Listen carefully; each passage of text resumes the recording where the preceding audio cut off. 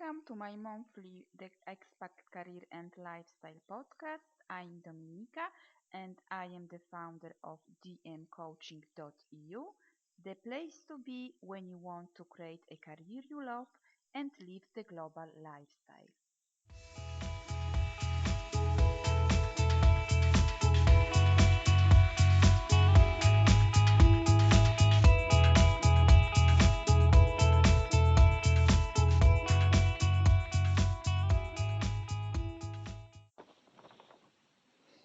Welcome to our episode number 9. So today I have a great pleasure to speak with Inga Deksne, a social media expert. Inga moved from Latvia to London when first she was a full-time employee and then successfully transitioned to a full-time business as a social media expert. Welcome, Inga. I am very happy to have you here. So please tell us more about yourself and what are you doing exactly? Thank you, Dominica. It's a great pleasure to be here, and thank you for interviewing me. So, yes, I moved to London 7 years ago from Latvia, and I didn't travel much before, and I never thought that I'm going to move to another country. But when I visited London just on a study trip, I fell in love with London, and I wanted to live here, and I love it. So yeah, I'm permanently here. Maybe at some point I move somewhere else, but at the moment I call London my home. Okay, great. So my next question was what attracted you to London? But It just, yeah, it's there is no particular reason. So I moved to like starting everything from scratch. I just loved the city. I loved the way how I feel in the city. And it was not the easiest decision because I had quite good life in Latvia. So I left my job. I moved, so I booked my first place of living through internet. I even didn't know which area I'm going to live, but I was ready to explore, just become a part of this big city. And I think that London demands a lot, but it also rewards a lot in return. And there are many things that people are complaining about, but I love London unconditionally. okay, great. Yeah. So it was a love at the first sight. Yes, an unconditional love. Unconditional love. And what prompted you to become the social media expert? Because you were working as a teacher, as an English language teacher, I think, and then you covered a different position in London also. So what prompted you to social media? Yeah, so in Latvia, I worked as an English teacher as a foreign language. So obviously, I can't continue to work in my profession here. But yeah, I had different works before I became full-time and a business owner. But I started. I had my other business as a motivational coach, and I used social media for my business purposes, and especially I loved Facebook, and I was getting some results, and I moved into social media business accidentally because of I call it because of 2 glasses of champagne. I was at the bar and I wanted to check in. It was newly opened champagne bar, and usually what we do when we are at some cool places, we usually check in. But I couldn't find their page in order to check in, and it turned out that they don't have it and they don't know how. I don't drink much and I need like a little bit amount of alcohol to feel brave. And I offered them saying, I can help you. And the following day, I followed up and I offered to create a Facebook page for them. And so I charged them for my services. And so basically I was, I said yes to opportunity coming my way. And then I started to figure out how to deliver. I felt really responsible. And I started study a lot about social media, how to bring business, how to get results. and applied not only for this accidental client, but also for my own business, for my coaching business. And I got results, very good results instantaneously. And then I had like an accident. I think so I can call that I came by accident to social media. I organized a workshop, a free meetup for other coaches, and 15 people booked in saying that they want to come for my workshop to learn how to use Facebook for their business. And I prepared a presentation, a lot of pictures. I found so many case studies, and nobody turned up. So I was with my laptop with a ready-made presentation, and nobody turned up for the meeting.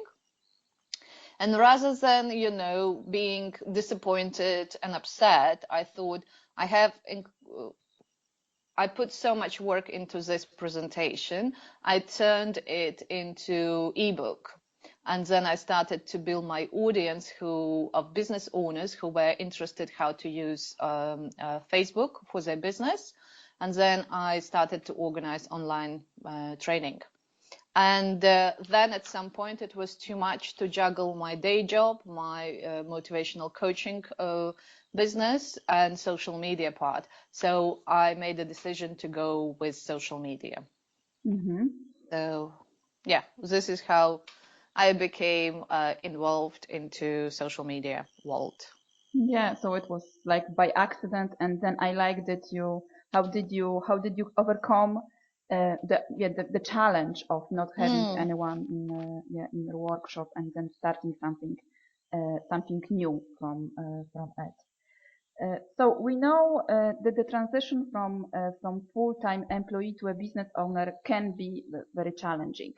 So how was it for you, and what were your three biggest challenges, and how did you overcome them? Okay, so you can imagine that I was happy that I was able to find a job in living in London. So, but only later on I was thinking about that I want something more. I want to apply my skills in a different ways. And if I look back from the idea or like a firm decision that yes, to have my business on full-time basis, from that moment and implementation, it took me 18 months. And first, of course, I had like a year goal that after 1 year, I'm going to quit my job. But I would say that one of the biggest challenges is fear that it's not going to work. It's fear that, that you leave something secure and established and then go to nowhere. However, I have the practice with moving to London. This is how I kept reminding myself that I have done something similar already. So I stepped into unknown, and then the path unfolded. So this would be how I dealt with the fear of unknown. Then the other, it's like very related. I didn't have a cushion, a safety cushion in terms, if you have a business, so it's recommended that you have some savings. So if business is not picking up well from the beginning, at least you have money to live on.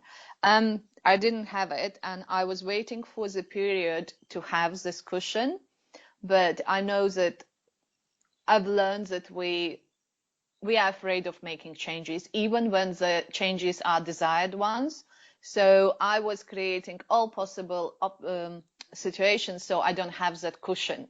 So for me, it was like a convenient excuse that I can't make that leap. And so then I decided that I'm not having any cushions. I will do when the time is right. And the third challenge was self-discipline. So I was afraid that, I may not do anything. So when we go to work, we can, yes, we need to do some tasks, but we can wander off and do some other things during the working day. With the self-discipline, in terms when you run your own business, I thought, okay, I need to be responsible for my work. What I ended up was working too much in the beginning. So if previously I worked only a few hours before my day job and after my day job. Then I ended up filling my time like all 14 hours working in my business. And it's very tempting, to go into work. So it was challenge not before transitioning, but while I've just started to learn how to stop and relax properly. Because when you have your day job, you have 5 working days and 2 days weekend. When you are in your own business, there is a possibility that you work 7 days a week. On, not 24 hours, but almost. So this is a challenge to stop and take a break and also become responsible for your well-being. And I think this was one of the biggest challenges. But the way how I overcome all of them, there were not just 3, there were many. And as I said, it's scary. You keep postponing your decision in terms making that leap, because you look for clues or some confirmations that it's going to work, and it is scary. So I know that people say like jump and take a leap of faith, but it's the scariest part. And the only remedy, what I would say, is a faith that it's going to work out, and also the determination that you can create your own circumstances. And this helped me to make that transition. And so I've been doing it now. I'm 18 months. Yeah, I'm 18 months into being a full-time business owner. And I think I come to the conclusion that I'm not employable anymore. That sense of freedom that you get while you work for your own business, it's very difficult to put into 9 to 5 frame anymore. And yes, it's not easy, but it's very enjoyable. So how was for you to set up a business abroad? So if I compare with Latvia, it's much easier to have your own business in UK than in Latvia. So I was just like learning on the go. So all the documents you need to submit. And I'm doing all my taxes myself. I hired the company last year, but I ended up doing my work myself anyway. So I would say that it's not that easy, but it's easier than in Latvia. Yes, I think I can agree with you, because when I was starting my business, I set up my business in the UK, so it was easier. Yeah, it was definitely easier. The administration part and like filling all the documentations and also like a tax return, it was much more easier. So, what can you advise to a person who is thinking about starting a business, who is still working as a full-time employee, but is thinking about starting something? Okay, so I would say that I would use the example what I was given, because I know that I wanted my own business, but at the time I didn't know what exactly I want to do. And somebody told me that, so think about what you would love to do even without being paid for it. So if you are at the stage when you don't know what exactly you want to do, so this is the way how to choose the direction in the business. And then I would say to find out whether people want that service or product, because sometimes it's obvious we see that people need it, but people may not want it. So it's a different. So how to explain whether people are ready for that type of services, or spotting the gap. Something that you have experienced and you have created. And then so this would be one of the things in terms of ideas. And then if you want to start a business, you need to be willing to sell. So it's not that people will come and inquire and all you need to do is just name your price. or fee. It's about being able to present your product or services, to present yourself, and be okay with asking for money, and being okay with hearing no, and that's fine. But if you can sell, you can do any of the business. So you can be in the business. If you hate idea of selling, this is an indication not to have a business. This is my personal opinion. So let's talk more about social media in business now. So how to successfully use social media to grow a business? Okay, so I should say that social media is like a magnified glass. It will enhance everything that works in your business right now, and it will also show all the mistakes. So basically, if you don't have systems in place like lead generation, customer care, if it's part of the business, so if something is not working, you can't fix it with the help of social media. And so, and other way around. So basically, when your business is successful, you can put the social media layer and make it more successful. You can put the social engagement into your business to make it even better. And it can be customer care, so you use social media for customer care, or you can use social media in order to tell more about your business and engage with people who can come your potential customers. So basically, it like just answering the question more directly is you need to sort your business model first, and then social media is helping to develop it further. Okay. So what is the biggest mistake that people are doing while using social media to develop their business? So I have identified like many of them, like more frequent, but what I would say is that, and it refers to the previous question as well, social media is not a destination. It's a vehicle to your business. It's a communication tool. So it should be an instrumental part in your business activities. And so what some business owners make, they think that social media is like a field where they can dump the links and people will come.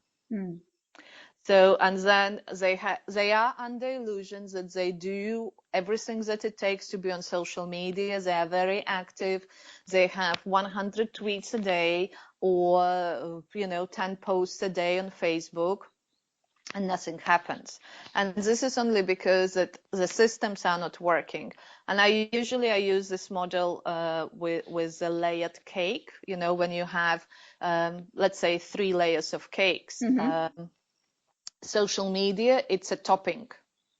So you can have a decent cake without having any toppings. But if your foundation layers are broken, then having a nice top layer won't help.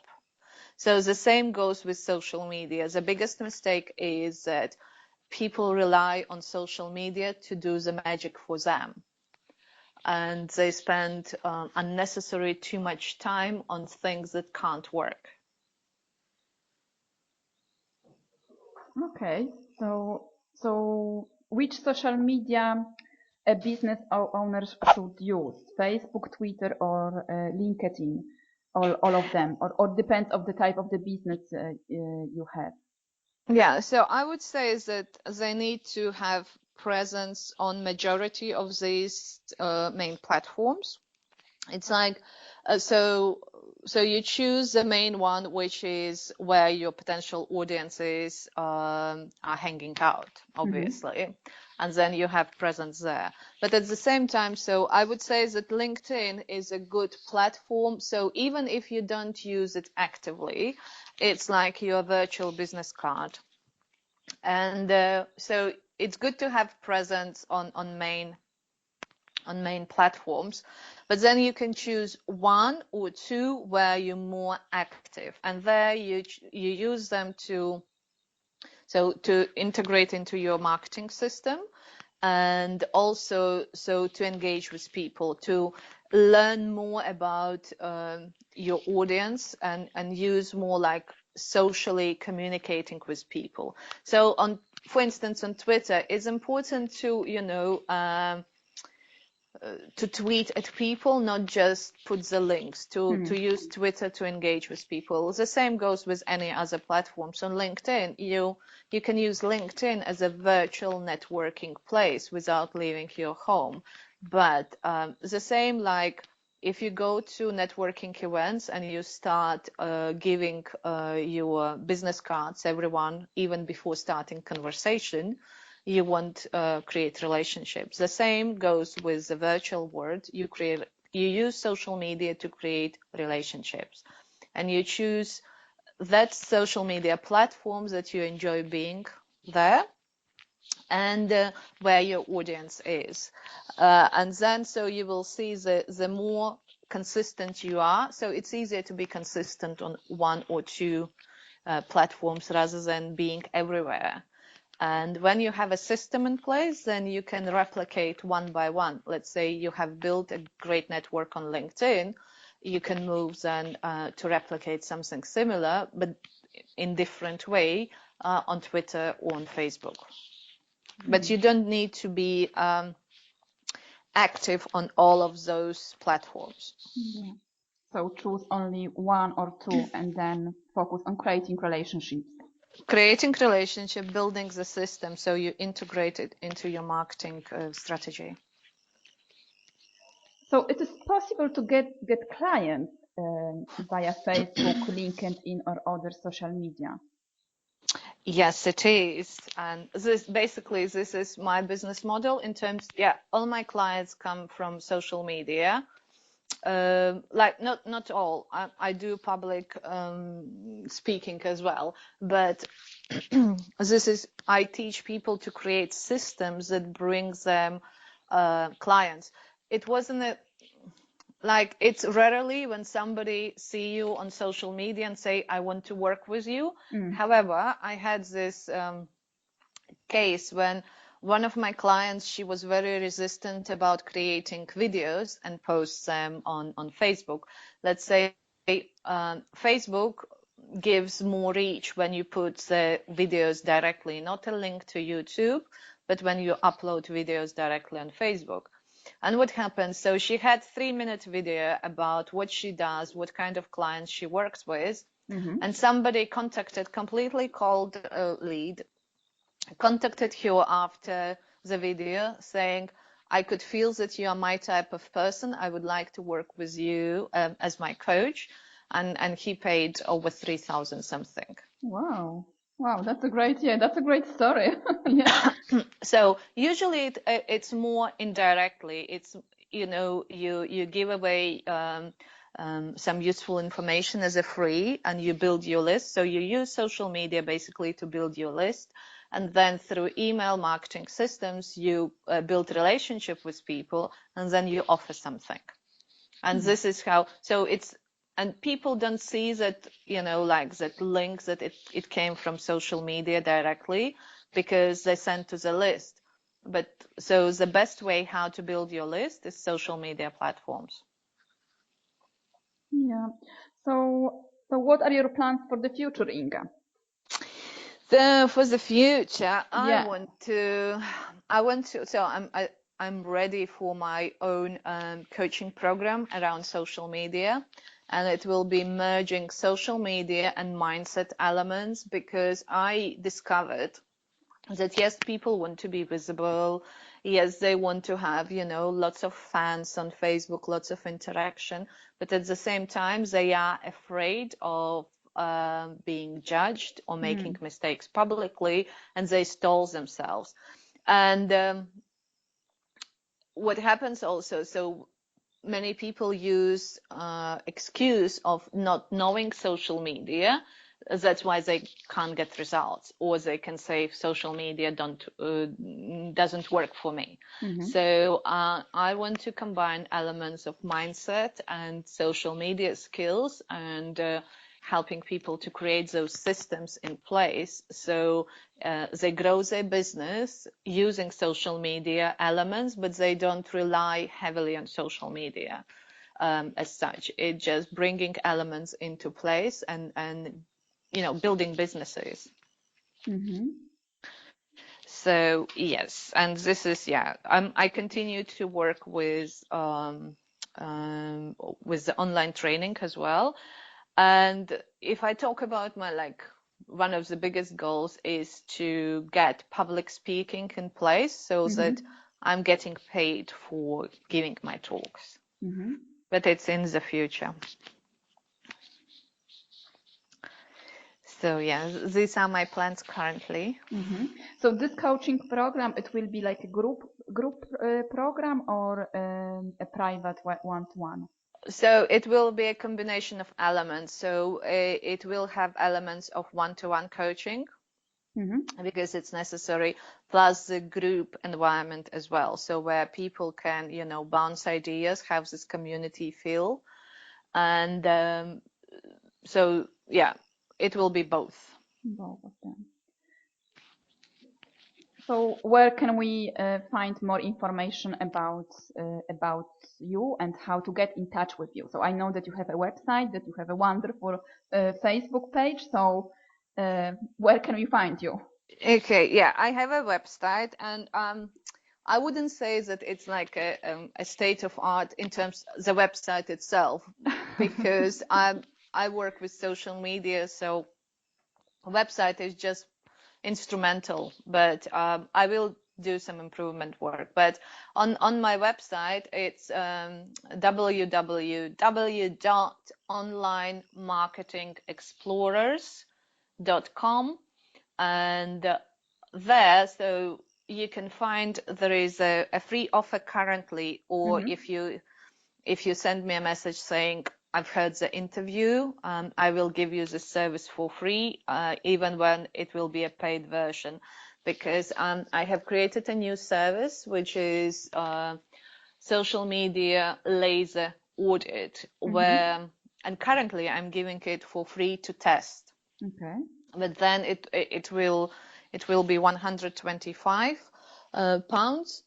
And so this laser audit system is designed so I can look at your social media presence, and I can tell you what you need to do, like tomorrow, for instance, to improve your social media presence, or why you are not getting results, or how you can improve on. And I had an example when I was evaluating somebody's Facebook page, which was in Norwegian, and I can't speak the language, but I was able to pinpoint where the mistakes are, even without knowing the content. Wow. Just to give you, the idea how I can help. And so on Facebook, my page is Online Marketing Explorers. So you can join it and you can send a message there. And so to ask any questions or post questions on the page. And I can direct, what you can do to improve. So yeah, I have created self-study program for Facebook. If somebody is interested in Facebook, so just message me, and I'm happy to help. Okay, great. Thank you. Thank you for sharing. Thank you for your time and for sharing your experience and all the tips. And I wish you all the best. Thank you. Thank you for having me. I really enjoyed the interview. You're welcome. You're welcome. And yeah, and hope to see you soon again. Yes, me too. Thank you.